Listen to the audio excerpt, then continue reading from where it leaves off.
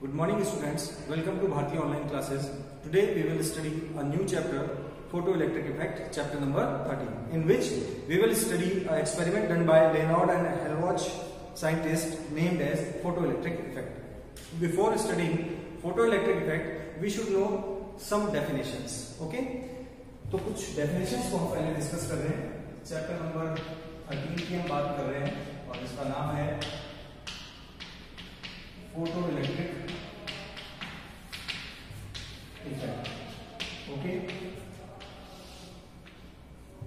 So before studying photoelectric effect, जैसा कि हमने कहा कि हम कुछ definitions को स्टडी करना चाहते हैं, तो सबसे पहला thermionic emission.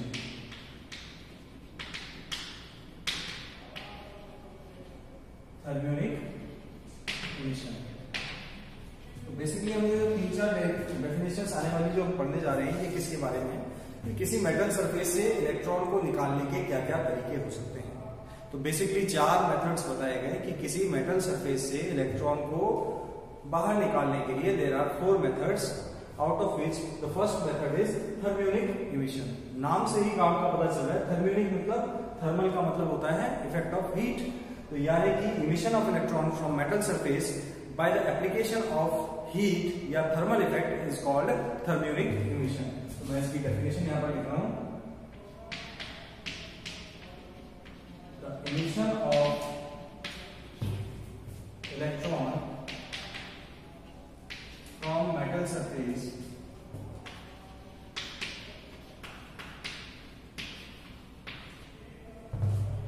by the application of thermal effect या heat, by the application of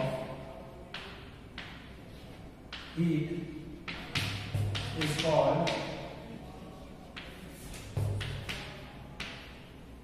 thermionic emission. Okay. Next method जिससे हम इलेक्ट्रॉन को इमिट कर सकते हैं मेटल सरफेस से, दैट इज फील्ड इमिशन.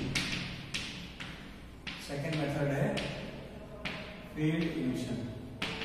आप जानते हैं फील्ड का मतलब इलेक्ट्रिक फील्ड, यानी कि emission of electron by the application of strong electric field. यानी कि आप जिस मेटल से इलेक्ट्रॉन इमिट करना चाहते हैं उसके अक्रॉस आप स्ट्रॉन्ग इलेक्ट्रिक फील्ड अप्लाई कर दें और उसकी एप्लीकेशन से अगर इलेक्ट्रॉन इमिट हो जाता है then it will be known as field emission. तो यहां पर कह देते हैं emission of electron, emission of electron by application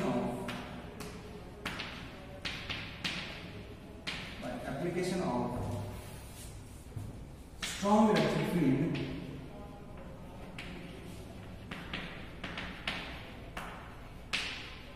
is called field emission. तो ये हमने दूसरा मेथड जाना. और थर्ड मेथड जो है that is the third method, secondary emission.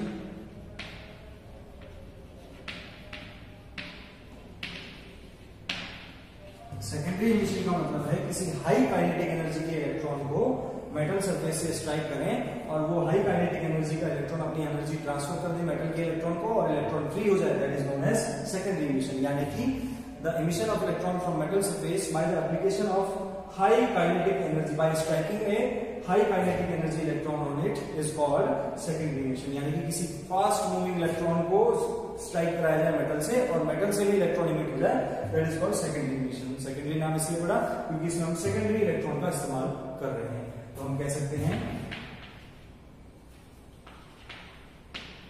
Emission of electron from metal surface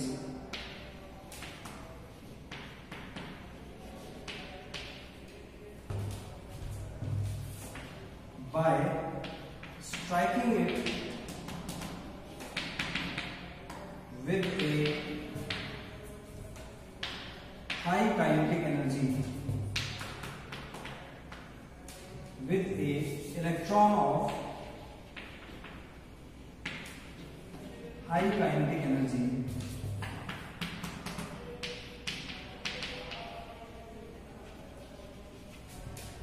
is called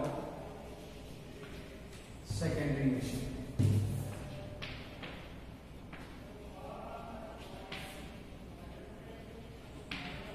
okay, now ये 3 method हमने पढ़ लिया। फोर्थ मेथड जो है जो सबसे इंपॉर्टेंट है, जिसके बारे में हम बात करने जा रहे हैं, that is photo electric emission, जिसके बारे में इस चैप्टर में हमें स्टडी करना है। So the fourth method is photo electric emission.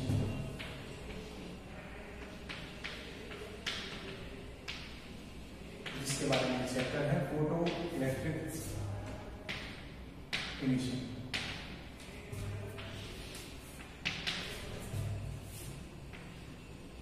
ये होगा emission of electron from metal surface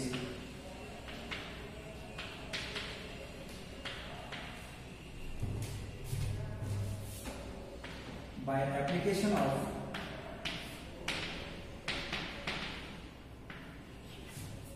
light of particular frequency।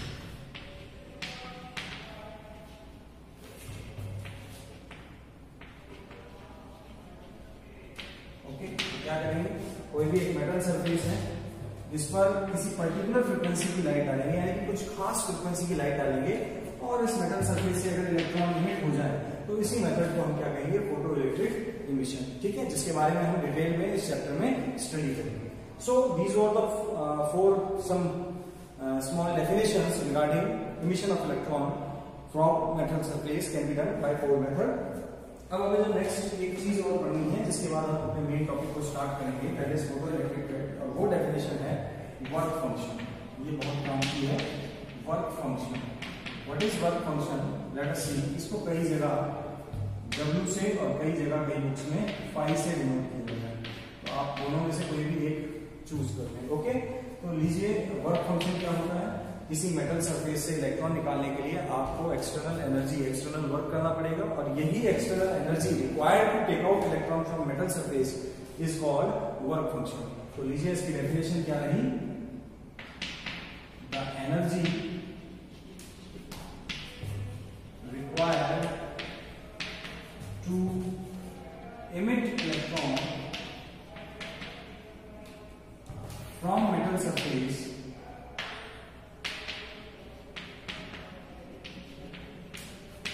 is called work function। Okay, तो किसी मेटल सरफेस से इलेक्ट्रॉन को इमिट करने के लिए जो एनर्जी रिक्वायर्ड होती है, that is called work function. For different materials it's value is different. Her material, किसी मटेरियल में इलेक्ट्रॉन टाइटली बाउंडेड होंगे तो उनको निकालने के लिए ज्यादा एनर्जी चाहिए, किसी मेटल में इलेक्ट्रॉन लूजली बाउंडेड होंगे तो वहां से इलेक्ट्रॉन निकालने के लिए लेस एनर्जी की रिक्वायरमेंट होगी। तो हर मटेरियल के लिए, हर मेटल के लिए वर्क फंक्शन की वैल्यू अलग अलग होती है, जो हमें अगर न्यूमेरिकल आएंगे तो उसमें इनकी वैल्यू दी हुई रहेगी। Okay, so now we shall start the main topic, that is photo electric experiment. Okay, तो फोटो इलेक्ट्रिक एक्सपेरिमेंट को स्टार्ट करते हैं। और ये जो किया था, ये कौन सा साइंटिस्ट, लिनार्ड एंड हॉलबॉच नाम के scientist, experiment of photo electric.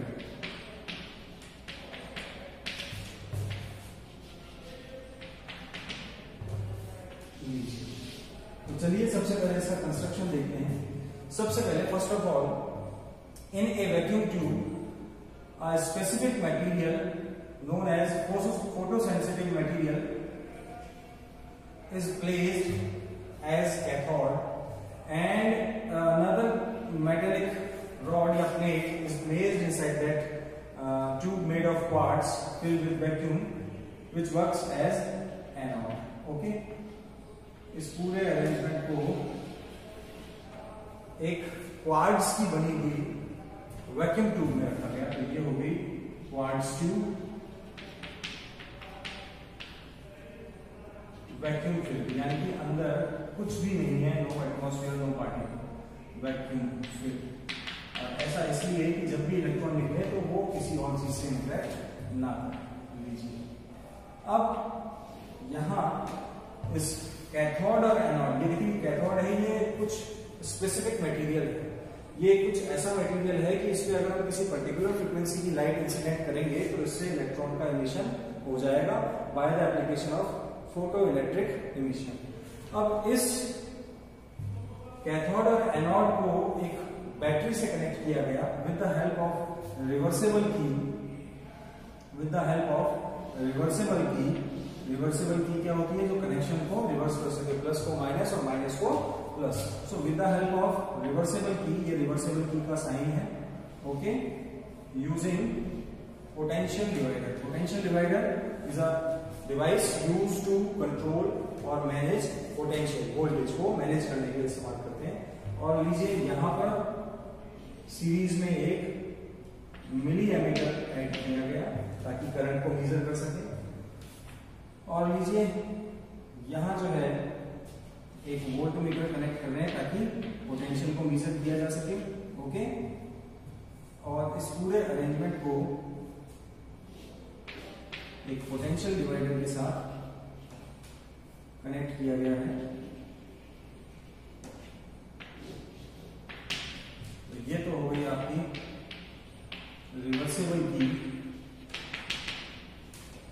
And this is potential divider. Reversible की मैंने बताया कि कनेक्शंस को रिवर्स करने के काम में आएगा, और पोटेंशियल डिवाइडर पोटेंशियल को मैनेज करने के काम में आएगा। ये हमने वोल्टमीटर जोड़ दिया। अब देखिए व्हेन, ये देखिए कंस्ट्रक्शन तो हो गया।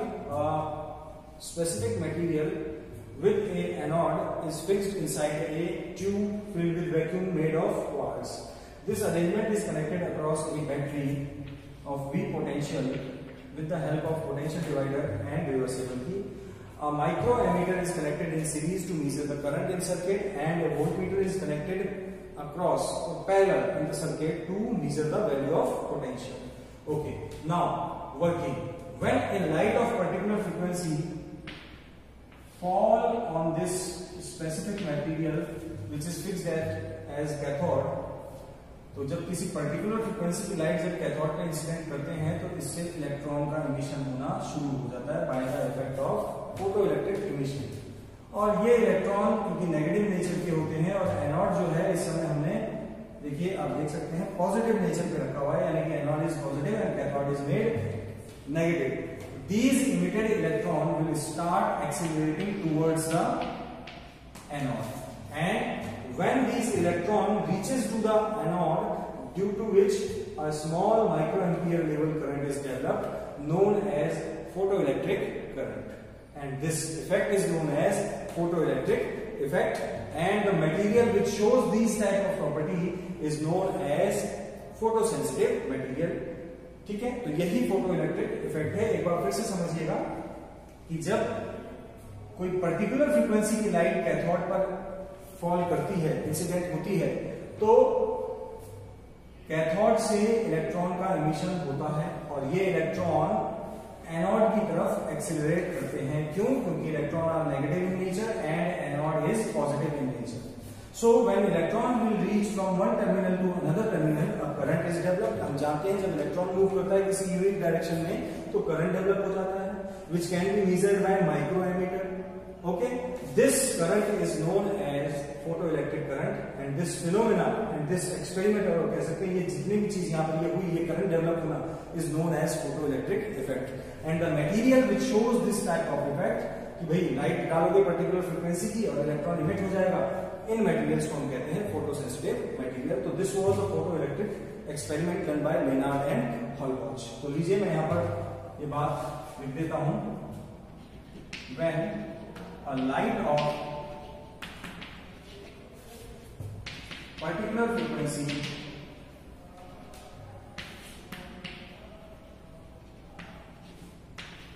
falls on cathode, then emission of electron take place, emission of electron take place, which are accelerated towards anode, due to which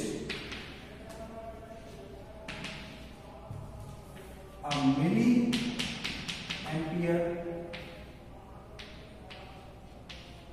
current is developed in circuit known as photoelectric current.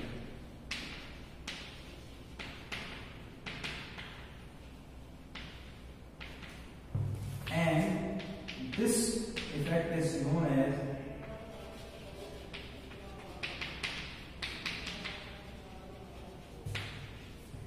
photoelectric effect.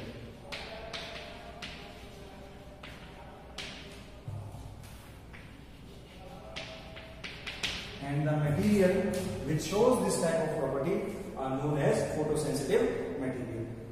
So dear students, आज हमने कुछ definitions की बात की और उसके बाद photo electric experiment को स्टडी किया। अभी ये एक्सपेरिमेंट यहाँ पर फिनिश नहीं हुआ।